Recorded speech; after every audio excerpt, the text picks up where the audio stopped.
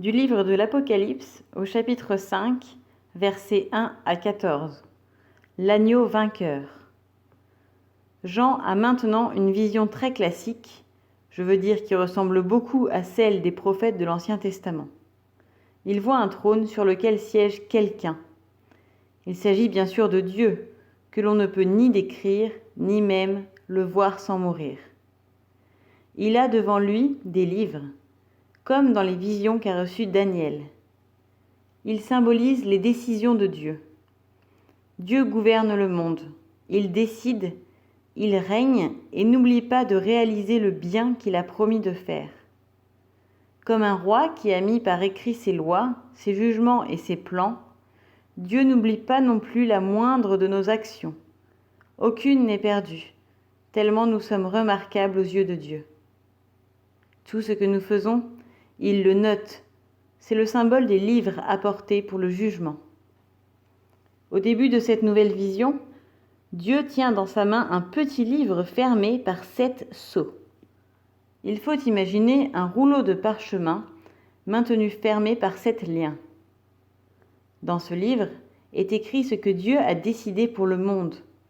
Mais Jean pleure, car il semble que Dieu ne puisse pas réaliser ce qu'il a décidé, car personne ne peut briser les sceaux.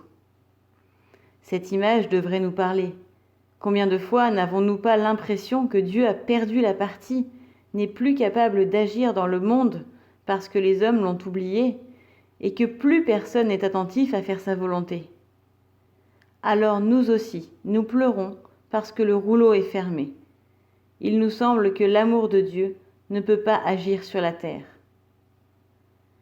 Alors surgit une image qui va rester tout le long du livre de l'Apocalypse, celle d'un agneau, à la fois debout et comme immolé. Il porte 7 cornes, symbole de force dans la Bible, 7 couronnes et 7 yeux, symbole de connaissance.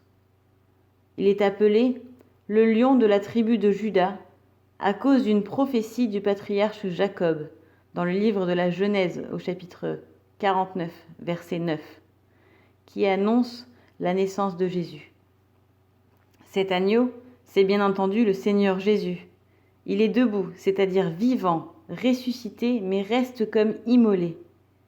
Il porte encore les stigmates de sa crucifixion et les mérites de sa mort par amour pour nous sont toujours actuels. Il est tout-puissant, il règne sur tout l'univers et connaît toutes choses. Il est victorieux et fort comme le lion. Mais il est un agneau, doux, humble, et surtout offert en sacrifice, entièrement donné par amour. Quelle image! Jean voit ce qui se passe au ciel, alors que sur terre, on peut avoir l'impression que Dieu n'agit pas. Au ciel, Dieu règne par l'amour de l'agneau offert jusqu'à la mort. Dieu accomplit exactement ce qu'il veut, tout ce qu'il a écrit dans son livre. Jésus s'est offert, il est mort et ressuscité. Sa victoire est acquise une fois pour toutes, et désormais, l'univers entier lui appartient. Nous vous invitons maintenant à prendre le temps de relire ce texte et à prier avec.